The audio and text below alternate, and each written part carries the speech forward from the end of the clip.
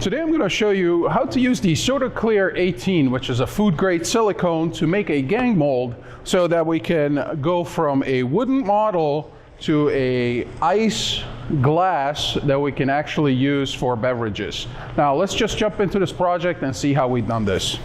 To start our project, we first need a model, and for that we're going to utilize this 4x4 piece of wood. We're going to cut it down to the sizes that we need the final glasses containers to be at, and then we're simply going to drill out the center. This is going to become the cavity of the glass, basically. This is where drinks are going to get poured into. Because our model has a straight vertical edge that goes 90 degrees up and then has a deep cavity in the middle, these will be somewhat difficult to demold, but again, if we keep the mold walls to a manageable size of about 1/2 inch, we should be able to demold these without much difficulty. To make the casting of this project efficient, I've decided to make this a gang mold. So every time I cast one of these, I actually am going to cast 6 glasses in one shot. And therefore, we're going to need 6 models. And then before we proceed to making a mold, we got to think that the wood is a porous product. It's a porous material, so we need to seal the wood, and for that we're going to be using the sonite wax. I'm simply going to brush the model with the sonite wax. I'm starting with the cavities because those are going to be the most important, and I'm going to lay a very thick layer off the sonite wax. I'm going to brush that all around except the bottom of the model, and you'll see why in a minute.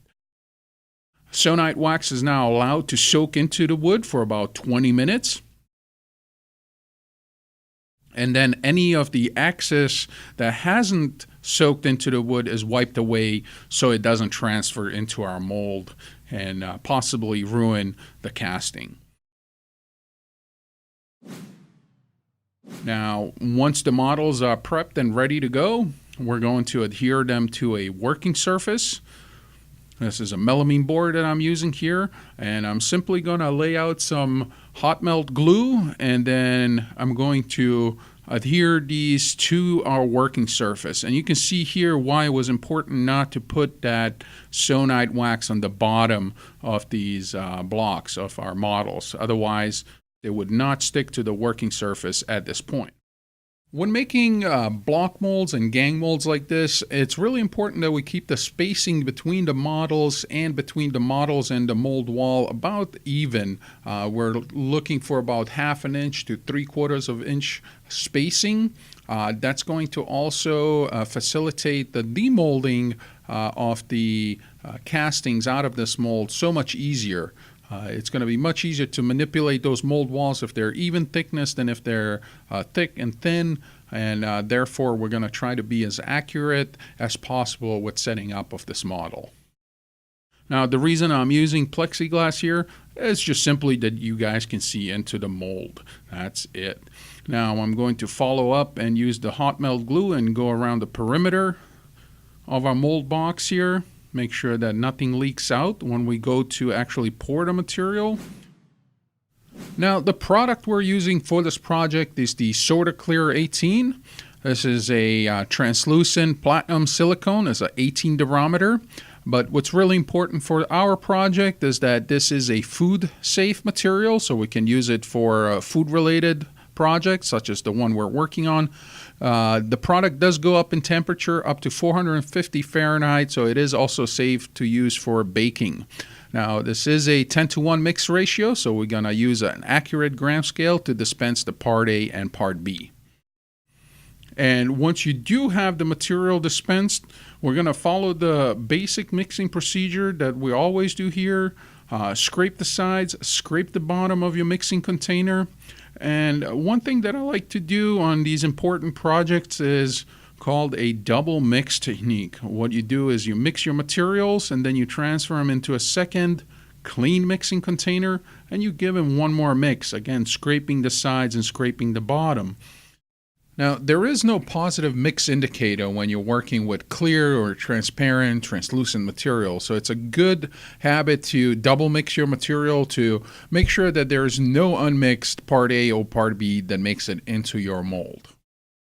I'm going to vacuum degas the silicone before pouring it into our mold box.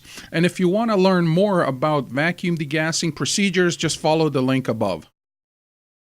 Now the silicone is poured into our mold box setup. As always, pour at the lowest level of your mold and let the material seek its own level up. It pushes air away from the model and makes sure that we have a clean and bubble-free mold on the surface. Now the material is allowed a full cure for 24 hours before demolding. After 24 hours, the material has fully solidified and we're able to take the mold box apart. I'm simply gonna peel these away and then we can start by separating our model, the wood blocks, from the working surface. Remember, we gotta break that seal between the hot melt glue and the working surface. And here is our mold with the models coming out. Keep in mind that whenever you're demolding your models for the first time, you're going to have a little bit of a drag. There's some friction going on. It's the first time the model is coming out of the mold, so that's going to be a little difficult. Or seem a little difficult, but as you can see here with the SORTA-Clear 18 being very flexible and the mold walls being even thickness throughout, makes it very easy for these models to be demolded. And you can see how flexible that mold is, yet keeps its original shape. Now, before we go on to make any kind of food-related items in this mold for consumption, it's really important that you take a look at the technical bulletin and follow the instructions that it calls for. Using warm water and dish detergent soap, the mold is scrubbed clean and then thoroughly rinsed, again using warm water, and allowed to dry before being put in any kind of food-related production. All right, now that our mold is clean, we can go ahead and boil some water. And then we're going to pour it into our mold. And if you ask yourself, why am I boiling the water here? By boiling the water, we're removing any kind of air that's trapped in the water and removing the microbubbles out of there, which means that our casting, once the water is frozen, is going to be much clearer than if we just poured water and let it freeze. Now, carefully, we're going to dispense the water into our mold. And then the whole mold is put into the freezer and allowed a full cure of the water to ice so that we can actually enjoy it as beverage containers. And here we are. The water is solidly frozen. We can remove that mold out of the freezer. And then we can simply pop those ice glasses out of our mold, and the mold is ready to be cycled again, ready to be used again. And here again, you can see how easy those come out, simply because some thought went into the mold when the mold was constructed to make the demolding process a lot easier down the line for the end user. And here we can see the end result of a project like this. This is what the castings look like when they're finished. And here we're enjoying some drinks out of these unique shot glasses. And you can pretty much do this on your own using these techniques and products. Now, if you got inspired by our project and need some materials for your own project, you can visit any one of our distributors around the world. So, and there you have it, a simple step-by-step instructional video on how to make a food-grade gang mold using the SORTA-Clear Silikone. Now, if you have an idea about what we should do next, please let us know down in the comments below. And if you like this video, hit the thumbs up button. Now, to keep up with our latest mold making and casting videos, remember to subscribe.